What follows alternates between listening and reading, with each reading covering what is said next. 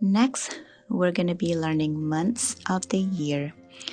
When we're doing months of the year, I want you to listen to the sound or to the word you already learned previously when we were doing the number and when we were doing the days of the weeks. Now, let's do months of the year. January, Mlansa, Mlansa. February, Mlandoa, Mlandoa.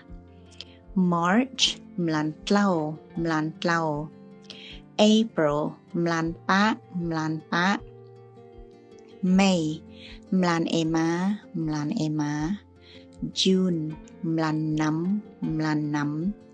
July, Mlankajuh, Mlankajuh. August, Mlansapan, Mlansapan. September, Mlandoapan, Mlandoapan. October, Mlanploh, Mlanploh. November, Mlanplosa, Mlanplosa. December, Mlanplohdoa, Mlanplohdoa.